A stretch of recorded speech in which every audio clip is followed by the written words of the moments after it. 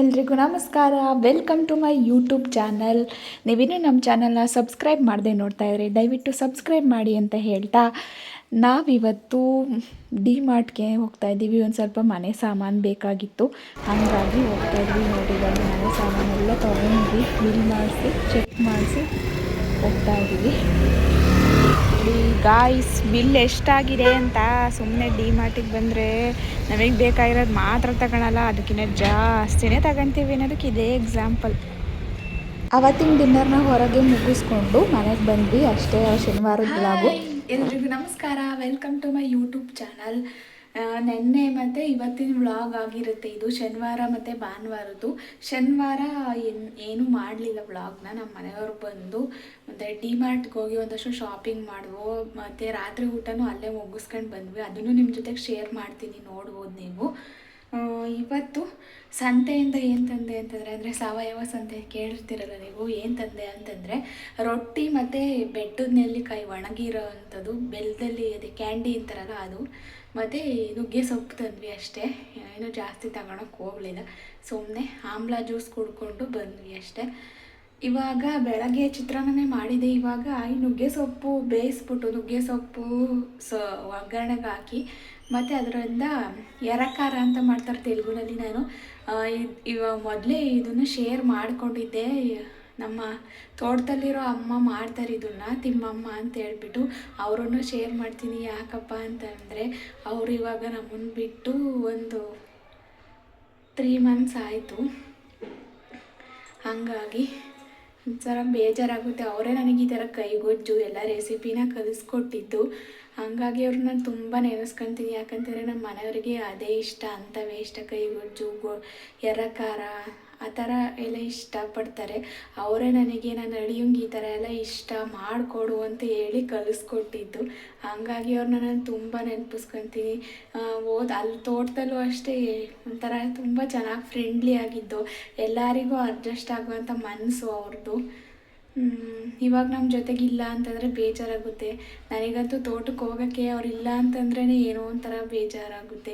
ಇವಾಗಲೂ ಅವರೇ ತೋಟದಲ್ಲಿ ಅಂತಲೇ ಅನಿಸುತ್ತೆ. ಬಟ್ ಏನೂ ಮಾಡೋಕ್ಕಾಗಲ್ಲ. ನಾವು ಪರಿಸ್ಥಿತಿನ ಸಿಚುವೇಶನ್ ಅರ್ಥ ಮಾಡ್ಕೋಬೇಕು, ವಾಸ್ತವಕ್ಕೆ ಬರಲೇಬೇಕು. ಹಾಗಾಗಿ ಇವಾಗ ನುಗ್ಗೆ ಸೊಪ್ಪಿನ ಬೇಯಿಸ್ಬಿಟ್ಟು, ನುಗ್ಗೆ ಕೂರ ತಾಳ್ಸೇದಿ ಅಂತಾರೆ ಅದನ್ನು ತೆಲುಗುನಲ್ಲಿ. ಇವಾಗ ಅದನ್ನು ಮಾಡೋಣ ಬರ್ರಿ. ಅವ್ರ ಕೈಯಾರೇನೆ ಅವರೇ ಮಾಡಿರೋ ಒಂದು ವಿಡಿಯೋನ ನಿಮಗೆ ಶೇರ್ ಮಾಡಿದ್ದೆ. ಅದನ್ನು ಬೇಕಾದ್ರೆ ಅದ್ರ ಲಿಂಕ್ನ ನಿಮಗೆ ಇಲ್ಲಿ ಶೇರ್ ಮಾಡಿರ್ತೀನಿ ಡಿಸ್ಕ್ರಿಪ್ಷನ್ ಬಾಕ್ಸಲ್ಲಿ. ಈಗ ನಾನು ಒಂದ್ಸತಿ ಅದೇ ಮಾಡ್ತಿದ್ದೀನಿ ಅಲ್ಲ, ಹೆಂಗೆ ಮಾಡ್ತೀನಿ, ಏನಾದರೂ ಮರ್ತ್ಗಿರ್ತೋಗಿದ್ದೀನ ಅಂತ ಹೇಳ್ಬಿಟ್ಟು ಶೇರ್ ಮಾಡ್ತಿದ್ದೀನಿ ನಿಮ್ಮ ಜೊತೆಗೂ ರೆಸಿಪಿನ. ಬನ್ನಿ ಮಾಡೋಣ. ಸಂತೆನಲ್ಲಿ ತಂದೆ ಅನ್ನಲ್ಲ, ಅದೇ ಇದು ರೊಟ್ಟಿ 10 pieces ಇರುತ್ತೆ. 120 rupees ಅಂತೆ ಜೋಳದ ರೊಟ್ಟಿ, ಖಡಕ್ ರೊಟ್ಟಿ. ಇದು 100 1/4 kg ಇದೆ. 1/4 kgಗೆ 180 ರೂಪಾಯಿ ಏನೋ. ಈ ಕ್ಯಾಂಡಿ ಇದು ಓಪನ್ ಮಾಡಿ ತೋರಿಸ್ತೀನಿ ನಾನು ಯಾವಾಗಾದ್ರೂ ಬಳಸೋವಾಗ. ನೋಡ್ತಾ ಇರ್ಬೋದು, ಕಾಣಿಸುತ್ತೆ ಇಲ್ಲಿ. ಇದು ಮಾಮೂಲಿ ಕ್ಯಾಂಡಿ ಥರನೇ, ಅಂದರೆ ಮಾಮೂಲಿ ಎಲ್ಲ ಬೆಟ್ಟದ ನೆಲ್ಲಿಕಾಯಿನೂ ಶುಗರ್ ಸಿರಪಲ್ಲಿ ಇದು ಮಾಡಿರ್ತಾರೆ. ಇದನ್ನು ಬೆಲ್ಲದಲ್ಲಿ ಮಾಡಿದಾರಂತೆ. ಬೆಲ್ಲ ಆರೋಗ್ಯಕ್ಕೆ ಒಳ್ಳೇದಲ್ವಾ, ಹಂಗಾಗಿ ನಮ್ಮ ಮನೆಯವರು ಬೇಕಾಗುತ್ತೆ ತಿನ್ನುವಂತೆ ಅಂತ ಕೊಡಿಸಿದ್ರು ಇದೊಂದು. ಮತ್ತು ನೋಡ್ತಾ ಇರ್ಬೋದು ಇಲ್ಲಿ ನುಗ್ಗೆ ಸೊಪ್ಪು 20 ರೂಪಾಯಿ ಕಟ್ಟಂತೆ. ಅಂದರೆ ಇಷ್ಟೆಷ್ಟಿಲ್ಲ, ಇನ್ನೂ ಸ್ವಲ್ಪ ಎತ್ತಿಟ್ಟಿದ್ದೀನಿ ನಾನು. ನಾಳೆ ರೊಟ್ಟಿ ಮಾಡೋಣ, ರೊಟ್ಟಿ ಮಾಡೋವಾಗ ಹಾಕೋಣ ಚೆನ್ನಾಗಿರುತ್ತೆ ಅಂತ ಹೇಳ್ಬಿಟ್ಟು. ಇವಾಗ ಮಾಡೋಣ ಬರ್ರಿ. ಇವಾಗ ಸೊಪ್ಪನ್ನ ಚೆನ್ನಾಗಿ ತೊಳ್ಕೊಬೇಕು. ಸೊಪ್ಪು ಮತ್ತು ಬೇಳೆನ ಬೇಯಕ್ಕಿಕ್ಬೇಕು. ಒಂದೇ ಸತಿ ಇಡಬಾರ್ದು. ಬೇಳೆನ ಫಸ್ಟು ಬೇಯಿಸ್ಕೋಬೇಕು. ಒಂದು ಅರ್ಧ ಬೆಂದಿದೆ ಬೇಳೆ ಅನ್ನೋವಾಗ ಈ ಸೊಪ್ಪನ್ನ ಹಾಕಿ ಚೆನ್ನಾಗಿ ಒಂದು ಸ್ವಲ್ಪ ರುಚಿಗೆ ತಕ್ಕಷ್ಟು ಉಪ್ಪು ಹಾಕಿ ಚೆನ್ನಾಗಿ ಬೇಯಿಸ್ಕೋಬೇಕು. ಬನ್ನಿ ಬೇಯಿಸ್ಕೊಳ್ಳೋಣ. ಇವಾಗ ಬೇಳೆನ ಬೇಯಕ್ಕಿಟ್ಟಿದ್ದೀನಿ. ಅಂದರೆ ನಿಮಗೆ ಎಷ್ಟು ಬೇಕೋ ಅಷ್ಟು ಕ್ವಾಂಟಿಟಿನಲ್ಲಿ ತಗೊಳ್ಳಿ. ನಾವಿಬ್ಬರಿಗೆ ಅಲ್ವಾ 2 timesಗೆ ಅಂತ ಹೇಳ್ಬಿಟ್ಟು ನಾನು ಸಣ್ಣ ಬಟ್ಲಲ್ಲಿ ಒಂದು 1/4 ಬಟ್ಲು ಅಷ್ಟು ಹಾಕಿದ್ದೀನಿ. ಬೇಳೆನ ಬೇಯ್ತಾ ಇದೆ.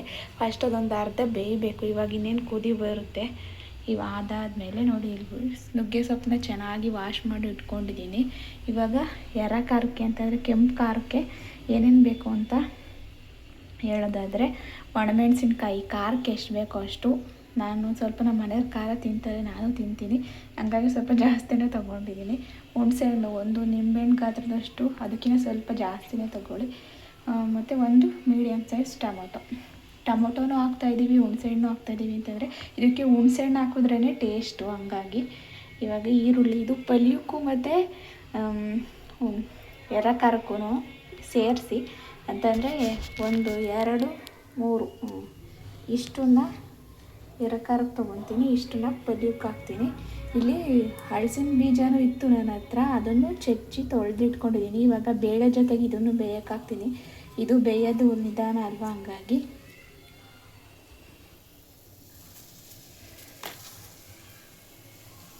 ನಾನು ಉಪ್ಪನ್ನ ರುಚಿನ ಕೊನೆಗೆ ಹಾಕ್ತೀನಿ. ಸೊಪ್ಪು ಹಾಕಿದ್ದಾದಮೇಲೆ ಆವಾಗ ತೋರಿಸ್ತೀನಿ ನಿಮಗೆ. ಕಲ್ಲುಪ್ಪೆ ಹಾಕ್ರಿ, ಚೆನ್ನಾಗಿರುತ್ತೆ ಟೇಸ್ಟ್.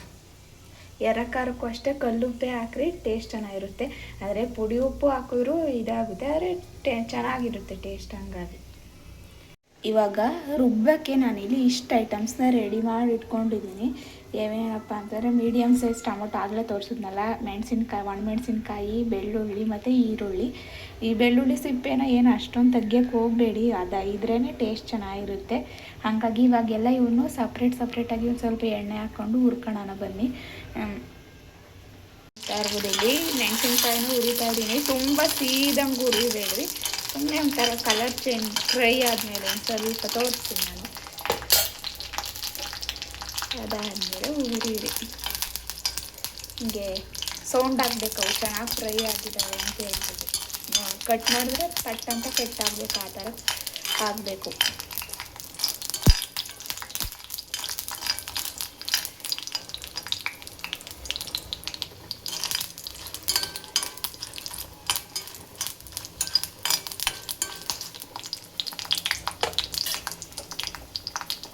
ಸ್ವಲ್ಪ ನೀರಿನ ಅಂಶ ಇತ್ತು, ಹಂಗಾಗಿ ಸಿಡಿಯೋ ಥರ ಆಗ್ತಿತ್ತು.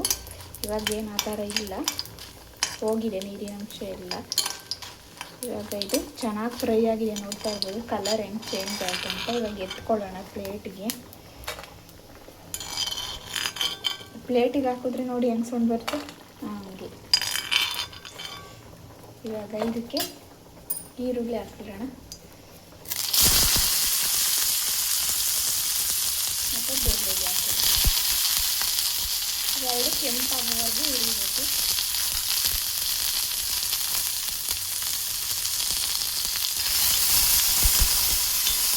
ಈ ಎರ ಖಾರ ಹೊರಗಡೆಗಾದರೆ ಒಂದು ದಿನ ಅಥವಾ 2 ದಿನ ಇರುತ್ತೆ. ಫ್ರಿಡ್ಜಲ್ಲಿ ಇಟ್ಕೊಬೋದು ನೀವು ಮಾಡಿ. ಈ ಥರ ಎಲ್ಲ ಯಾವುದೇ ಸೊಪ್ಪು ಮತ್ತು ಇದನ್ನೆಲ್ಲ ಕಾಳುಗಳು ಎಲ್ಲ ಬೇಯಿಸಿ ಸಡನ್ನಾಗಿ ನೀವು ಉಪ್ಪೆಷ್ಟು ಖಾರ ಆ ಥರ ಈ ಥರ ಎಲ್ಲ ಮಾಡ್ಕೊಂಡು ತಿನ್ಬೋದು. ಅರ್ಜೆಂಟಿಗೆ ಆಗುತ್ತೆ. ನಮ್ಮ ಮನೇಲಿ ಫ್ರಿಡ್ಜ್ ಇಲ್ವಲ್ಲ, ಹಂಗಾಗಿ ನಾನು ಆ ಟೈಮಿಗೆ ಎಷ್ಟು ಬೇಕೋ ಅಷ್ಟು ಮಾಡ್ತೀನಿ. ನಾಳೆ ತಿಂಡಿ ರೊಟ್ಟಿ ಮಾಡೋಣ ಅಂದ್ಕೊಂಡಿದ್ದೀನಿ, ಹಂಗಾಗಿ ಇನ್ನೊಂದು ಸ್ವಲ್ಪ ಜಾಸ್ತಿನೇ ಮಾಡ್ತಿದ್ದೀನಿ. ಅದಕ್ಕೂ ಚೆನ್ನಾಗಿರುತ್ತೆ ತುಂಬ ಅಂತ ಹೇಳ್ಬಿಟ್ಟು ಮಾಡ್ತಾಯಿದ್ದೀನಿ. ಸ್ವಲ್ಪ ಜಾಸ್ತಿನೇ ಆಗುತ್ತೆ. ಅಲ್ಲೇ 2 ಟೈಮಿಗೂ ಬೇಕಲ್ವ, ಅಂದರೆ ಅಳತೆ ಮಾಡೋಕ್ಕಾಗಲ್ವ, ಇಷ್ಟೇ ಮಾಡಬೇಕು ಅಂತ ಹೇಳ್ಬಿಟ್ಟು. ಹಾಗಾಗಿ ಸ್ವಲ್ಪ ಹೆಚ್ಚು ಕಡಿಮೆ ಅದೇ ಆಗುತ್ತೆ ಅಡುಗೆ ಮಾಡುವಾಗ. ನಿಮಗೂ ಯಾರಿಗೆಲ್ಲ ಇದೇ ಥರ ಆಗುತ್ತೆ ಅಂತ ಕಮೆಂಟ್ ಮಾಡಿ. ಮತ್ತು ಯಾರು ಅಳತೆ ಕರೆಕ್ಟಾಗಿ ಮಾಡ್ತೀರಾ, ಸ್ವಲ್ಪನೂ ವೇಸ್ಟೇ ಆಗೋಲ್ಲ ಅನ್ನೋರು ಕಮೆಂಟ್ ಮಾಡಿ.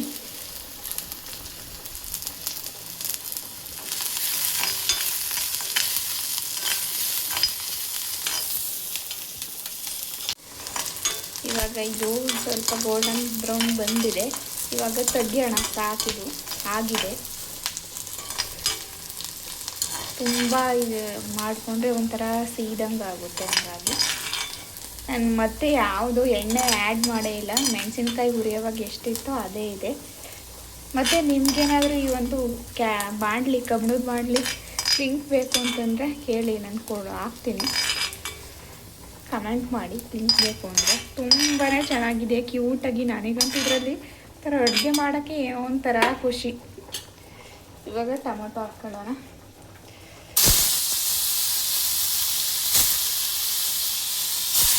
ಟೊಮೊಟೊನ ಚೆನ್ನಾಗಿ ಹುರಿಬೇಕು ಮೆತ್ತಗಾಗೋವರೆಗೂ. ಅವಾಗ ನಾವು ಮಾಡುವಂಥ ಎರ ಖಾರ ಒಂಥರ ಜಾಸ್ತಿ ಡ್ಯೂರಬಲ್ ಇರುತ್ತೆ, ಬಾಳಿಕೆ ಬರುತ್ತೆ, ಬೇಗ ಹಾಳಾಗಲ್ಲ. ಇವೆಲ್ಲ ಅರ್ಧಂಬರ್ಧ ಹುರಿದ್ರೆ ಬೇಗ ಕೆಟ್ಟೋಗುತ್ತೆ.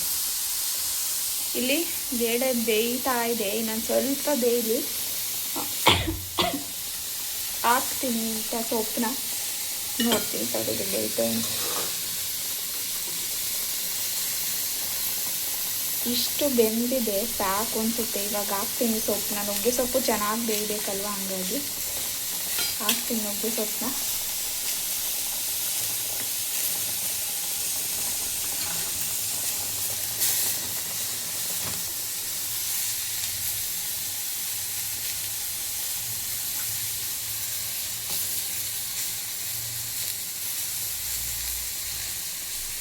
ನಮ್ಮ ಮನೆಯವರಿಗಂತೂ ಈ ನುಗ್ಗೆ ಸೊಪ್ಪು ಎಲ್ಲನ ಕಾಣಿಸ್ಲಿ ತಗೊಂಡ್ಬರ್ತಾರೆ. ಮತ್ತು ಯಾವಾಗನ ಹಾಕ್ಲಿ ನುಗ್ಗೆ ಸೊಪ್ಪು ಬೇಯಿಸ್ತೀಯಾ, ನುಗ್ಗೆ ಸೊಪ್ಪಿನ ಸಾರು ಮಾಡ್ತೀಯಾ ಅಂತಲೇ ಕೇಳ್ತಿರ್ತಾರೆ. ಅಷ್ಟೊಂದು ನುಗ್ಗೆ ಸೊಪ್ಪು ಲೋವರು. ನನಗಿದು ನುಗ್ಗೆ ಸೊಪ್ಪು ಅಂದ್ರೇ ಸ್ವಲ್ಪ ಬೇಜಾರು. ಆರೋಗ್ಯಕ್ಕೆ ಒಳ್ಳೆಯದಲ್ಲ ಅಂತ ತಿನ್ನಬೇಕಷ್ಟೆ.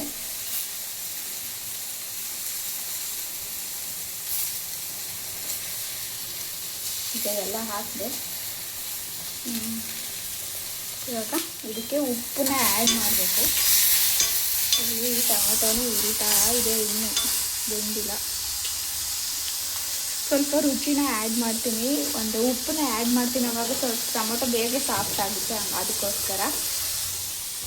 ನೋಡ್ತಾ ಇರ್ಬೋದು, ಇಷ್ಟು ಉಪ್ಪನ್ನ ಹಾಕ್ತಾಯಿದ್ದೀನಿ ಇದಕ್ಕೆ. ಆಮೇಲೆ ಈ ಸೊಪ್ಪಿಗೂ ಮತ್ತು ಇದು ಎರೆಖಾರಕ್ಕೂ ಎಲ್ಲ ಹಾಕಿರ್ತೀವಲ್ಲ, ಉಪ್ಪು ಸಾಕಾಗುತ್ತೆ. ಸರಿನಾ, ಇನ್ನೊಂದು ಸ್ವಲ್ಪ ಹಾಕ್ಬಿಡ್ತೀನಿ, ಒಂಚೂರು. ಇನ್ನಿಷ್ಟು ಹಾಕ್ತೀನಿ ನೋಡಿ.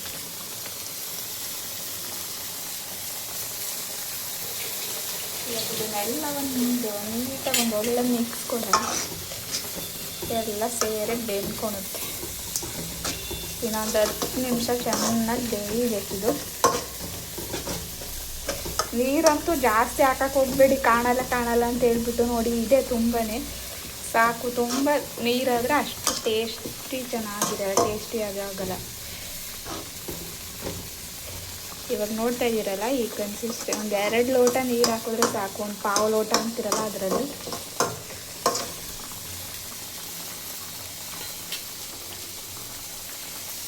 ಇವಾಗ ಬೆಂದಿದೆ ಟೊಮೊಟೊ.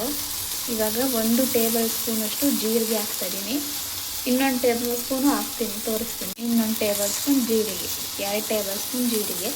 ಥರ ಜೀರಿಗೆ ಚೆನ್ನಾಗಿದ್ರೆ ಹಾಕಿದ್ರೆ ಚೆನ್ನಾಗಿರುತ್ತೆ. ಒಂದು 5 ನಿಮಿಷ ಇವಾಗ ಆಫ್ ಮಾಡ್ತೀನಿ ನೋಡಿರಿ. ಇದನ್ನು ಫ್ಲೇಮ್ ಆಫ್ ಮಾಡಿದ್ದೀನಿ. ಅದೇ ಬಿಸಿನಲ್ಲಿ ಜೀರಿಗೆನೂ ಇದಾಗುತ್ತೆ. ಇಲ್ಲಾಂದರೆ ತುಂಬ ಸೀದೋದಂಗೆ ಆಗುತ್ತೆ. ಹಂಗಾಗಿ ಹಿಂಗೊಂದು ಸ್ವಲ್ಪ ಕೈ ಹಾಕಿ ತಗೊಂಬಿಡ್ತೀನಿ. ಇವಾಗ ಪ್ಲೇಟಿಗೆ ಟ್ರಾನ್ಸ್ಫರ್ ಮಾಡ್ತೀನಿ.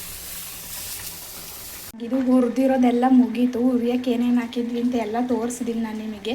ಒಣಮೆಣಸಿನ್ಕಾಯಿ, ಈರುಳ್ಳಿ, ಬೆಳ್ಳುಳ್ಳಿ, ಟೊಮೊಟೊ, ಜೀರಿಗೆ ನಾವು ಹುರ್ಕೋಬೇಕು ಸಪ್ರೇಟಾಗಿ. ಕರ್ಬೇವಿನ ಸೊಪ್ಪು ಹಾಕ್ಬೋದು, ಹಾಕಿದ್ರೆ ಇನ್ನೂ ಚೆನ್ನಾಗಿರುತ್ತೆ. ಹಸೇದಾದರೆ ಚೆನ್ನಾಗಿರುತ್ತೆ. ನನ್ನ ಹತ್ರ ಒಣಗಿರೋದಿತ್ತು, ರುಬ್ಬವಾಗಲೇ ಸ್ವಲ್ಪ ಹಾಕೋಣ ಅಂತ ಸುಮ್ಮನಾದೆ. ಅಥವಾ ಇವಾಗ ಹುರ್ಬಿಟ್ಟು ಆ್ಯಡ್ ಮಾಡಿ ತೋರಿಸ್ತೀನಿ ನಿಮಗೆ. ರುಬ್ಬವಾಗ ಹಾಕ್ತೀನಿ.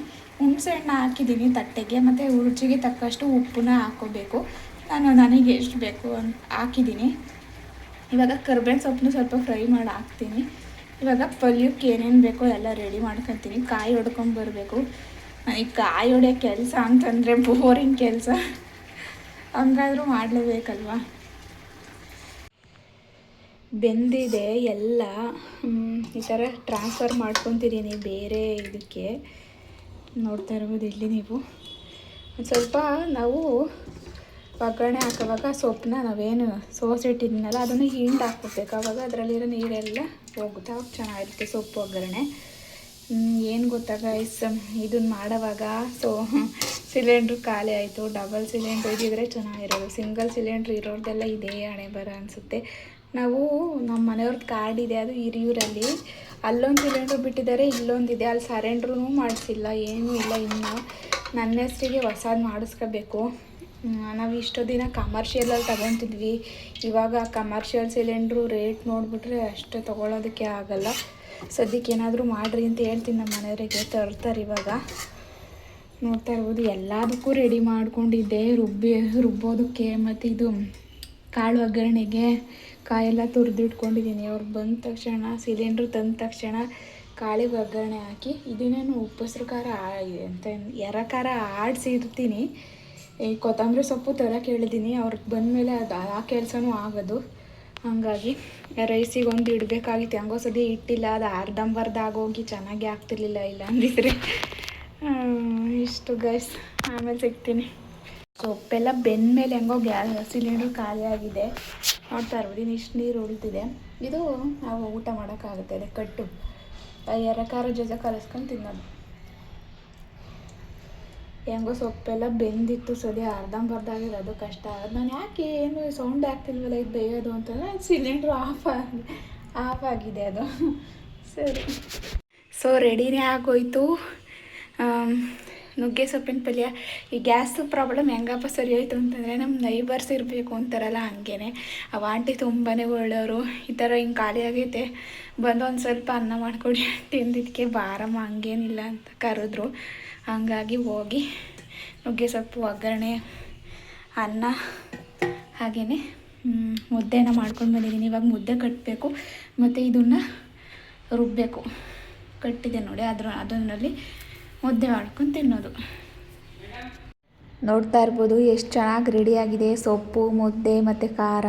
ಇದು ಯಾಕೆ ಎರ್ರ ಖಾರ ಅಂತಂದು ಕೆಂಪುಗಿಲ್ಲ ಅಂತಂದರೆ ನಾನು ಕೊತ್ತಂಬರಿ ಸೊಪ್ಪು ಜಾಸ್ತಿ ಹಾಕಿದ್ದೀನಿ ಹಂಗಾಗಿ ಅಷ್ಟೇ.